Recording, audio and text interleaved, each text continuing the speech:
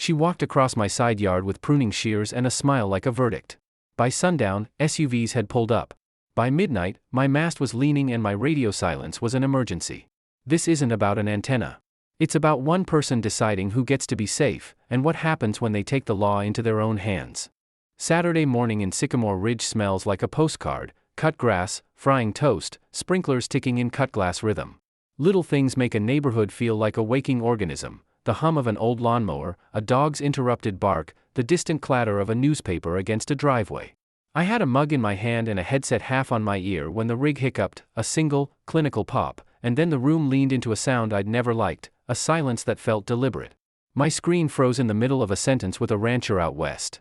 1 second we were trading storm chatter, the next, my dials went dead and a thin tang of ozone hung in the air, like the smell after lightning. Equipment doesn't die that cleanly unless someone helps it along. I told myself that as I walked outside, coffee cooling in my hand, expecting some sagging cable or a blown fuse.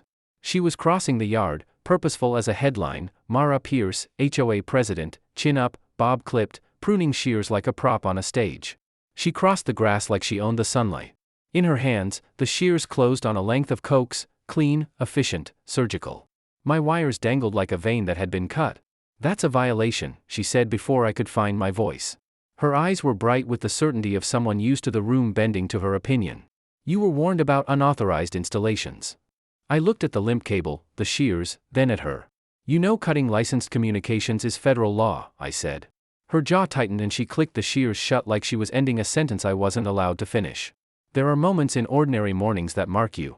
A cut wire is one of them. The way you react, how loud you get, how calm, can change the story that follows. I did the boring thing. I filed a report. Document, don't argue. It's a phrase Cal, the old net controller, says like prayer. It would become a lifeline. People let me call myself a ham the way some people keep a garden. I volunteer on storm nets. I've keyed up the mic at 3 in the morning to warn a town about a squall line, and once we rerouted an ambulance when the county lines were down. To me, that antenna on the mast was more than metal, it was a lifeline. Not vanity. Lifeline. I said that word later and it tasted like truth. Cal taught me the rules: log everything. Keep it clean. Be boring. Boring is a badge of reliability. On quiet nights, the net will trace a slow map of humanity: a farmer in the plains, a mechanic outside Helena who laughs like gravel, a kid in Arkansas with a sick dog. When you live with people who rely on you, the equipment isn't decoration. It's service. The cul-de-sac ran on small economies: lawns, gossip, bake sale politics. Mara had the kind of certainty a badge gives you at HOA meetings. She liked things ordered and small, hedges trimmed within the fine print, mailboxes squared to regulation. To her, a metal mast was an eyesore. To me, it was a tool. Which is why it was inevitable, in a neighborhood like ours, that a disagreement would become a campaign. When she clipped the cable, I remember the sound like a punctuation mark. She declared victory as if she'd found contraband. I told her, calmly, that licensed communications aren't unauthorized installations. Her smile stayed fixed, the shears were warm in her hand. "This neighborhood has rules," she said. "I enforced them." Did she enforce them? Or did she redraw them when it suited her? That's the question that tightened around the cul-de-sac like winter wire. By noon the gossip mill had turned. My rig was a spy operation, my antenna was a hazard, I was that man with the strange things on his roof. Duke wandered over with a grin, a neighborhood shrug. "She's at the pool bragging she cut your spy cables," he said. He laughed, my stomach did not. Micro-hook, people like Mara mistake fear for leadership. And fear spreads faster than facts. The next 2 days felt like a slow press. An official sounding packet appeared on my porch: Emergency Community Safety Directive, in a font that tried too hard to be urgent. It labeled my antenna a hazard and gave a 7-day deadline. The HOA group chat turned venomous overnight. Pacemakers, one post read, as if medical devices were puppets for rumors. "It's causing dishwashers to misfire," wrote someone who lived 2 houses away from Logic. I photographed everything. Document, don't argue. I called Cal. "Log everything and breathe," he said. His voice was steady through the line, like radio static made human. That afternoon, survey flags appeared zigzagging across my lawn like a child's treasure map. A city crew asked about underground lines because someone had called it in. We were asked to check for unauthorized underground wiring. The worker shrugged, making a municipal act into a weapon. Turning city services into leverage is a bothersome, brilliant cruelty. It looks like due process until you lean on the facts. A deputy knocked that weekend about a noise complaint. He read the decibel levels, looked at my logbook, and closed his pad. "You're fine," he said, looking back toward Mara's house like that would tell him if the file was worth keeping open. She watched from her driveway, arms folded, righteous like a sermon. The air in the cul-de-sac felt tight and waiting. Then the interference started. At first it was tiny bursts, a cough in the static when I keyed up, once, twice, then a tail of noise that landed squarely on top of me. Deliberate jamming. Cheap jammers can be bought by angry amateurs, the damage costs everyone. I flagged it as urgent. This wasn't about me taking up space. These bands carry emergency chatter when sirens go up, when phones are dead, when volunteers route ambulances. It's not a toy. A white van rolled through our street and the agents showed up like the plot had darkened on cue. They didn't need my name when they saw the snipped cable, they already had the map. One of them held up a handheld analyzer that pointed like a neon arrow. The noise was coming from inside her house. They didn't haul her away that day. The law has its cadence. But they left a clear message. I thought that would be enough. I learned, later, that underestimating people who've already decided they're right is costly. Microhook, the first warning shot sounded like a tutorial, showing how far someone will go when they mistake control for care. The next escalation was all theater. Mara stapled a flyer to my porch, no envelope, just a headline screaming, "health hazard," and a 7-day ultimatum. She organized a safety audit and recruited a licensed communications consultant, a lean man who clicked through slides of radiation plumes and signal bleed that looked frightening if you knew nothing about meters. At the HOA meeting, the room smelled of recycled coffee and expectation. Her slide had my address circled in red. People shifted in those folding chairs the way bodies shift when they realize they've been watching the wrong hand the whole time. My turn at the mic felt like walking across a rope. "Everything you're hearing about my station is false," I said. I kept my voice even. I didn't show the video of her creeping the fence at 2 in the morning with a tape measure because sometimes the clean record is persuasive on its own. She snapped. The consultant shut his laptop like someone who'd lost their script. The murmur in the room changed shape. This wasn't just about an eyesore anymore, it was about authority and narrative. When someone controls the story, they control the outcome. That night my shack went dead again, not a clipped wire this time, but a forced blackout. Someone had pried the lock off the exterior breaker and flipped what they didn't own. My logs were interrupted. A deputy took real notes and promised a detective follow-up. The street breathed different after that, less gossip, more watchful fatigue. Then my mast was attacked. Guy wires were slashed and the tower leaned like a man who'd taken a bad blow and refused to go down. The cameras caught a shadow in a hoodie, fast feet. It was the kind of evidence a jury likes to ignore and a detective keeps in a folder like a stone. I started sleeping with the headset next to the pillow, my coffee colder than it should have been. Cal stayed on the line when he could. "Keep it boring," he said. "Consistency helps us see the noise." I learned the difference between dramatic justice and patient evidence. Patience is, sometimes, the only way the law catches up with a person who thinks they can play judge. Microhook, people who perform righteousness for an audience forget that the audience eventually looks away, and the police look toward the receipts. The harassment got personal. A drone hovered low and loud over my yard until I could hear its whir from the kitchen. 10 minutes later, an anonymous text, a photo from above and the words, "Still watching." It's a small, modern terror, a technology that makes stalking feel efficient.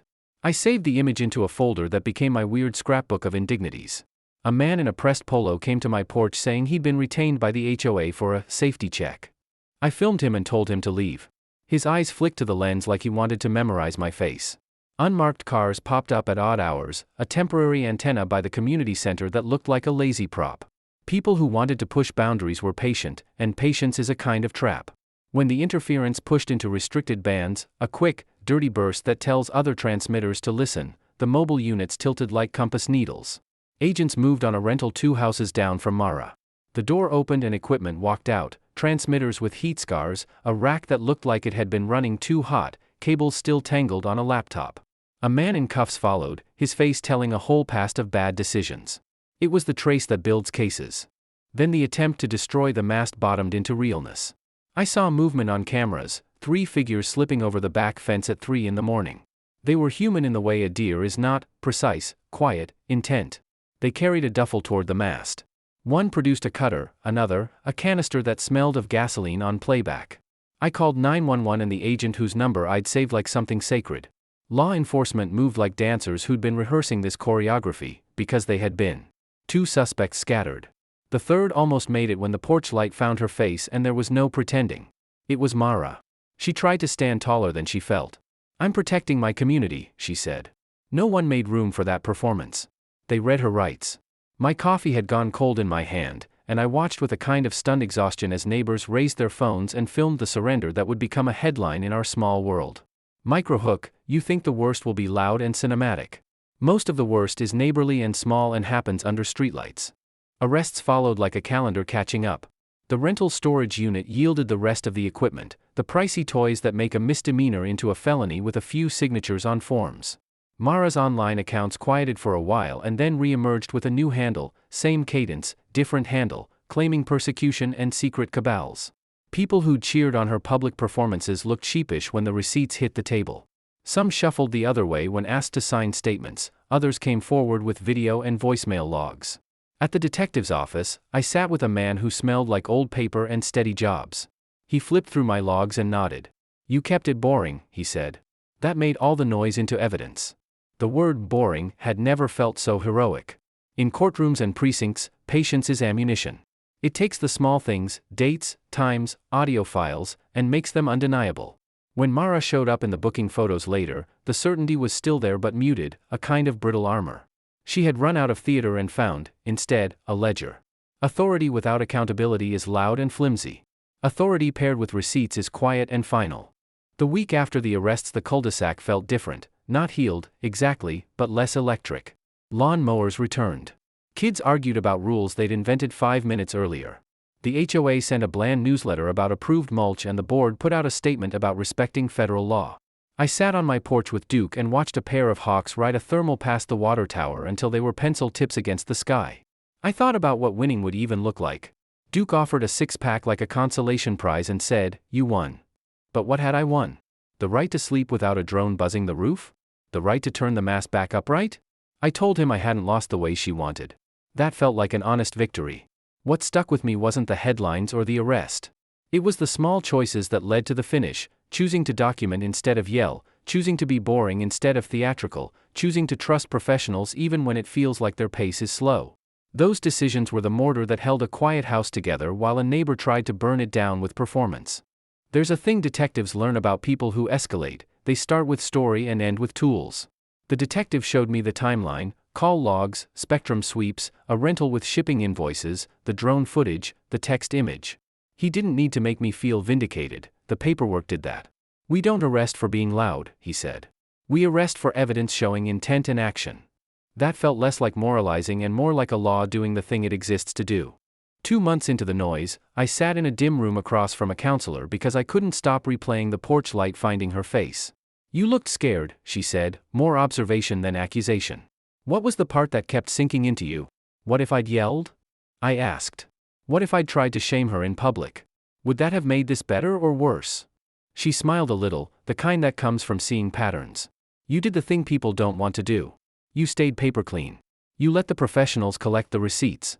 That may not make great dinner conversation, but it keeps you safer." It's a small lesson wrapped in slow work. Bureaucracy and boredom sometimes protect you better than bravado. If you ever find yourself with a Mara in your life, someone who confuses control for care, here's what I want you to take away: document, don't argue. Keep a log. Photograph things. Make your record boring and unassailable. Call the right people and let them do the hard work. Don't trade patient evidence for a satisfying public performance. Ask yourself, where do you draw the line between community and overreach? Tell me in the comments. Did you ever have an ordinary thing become a battleground? What did you do? I want to hear those stories. If this stung a chord, hit like and share it with someone who thinks antennas are just metal poles. Subscribe for more True Tone stories about ordinary people in extraordinary neighborhood fights. If you want the checklist I used, a short PDF of what to photograph, who to call, and what to log, drop a comment and I'll put a link in the pinned comment. Document, don't argue. Lifeline, not theater. Stay safe out there.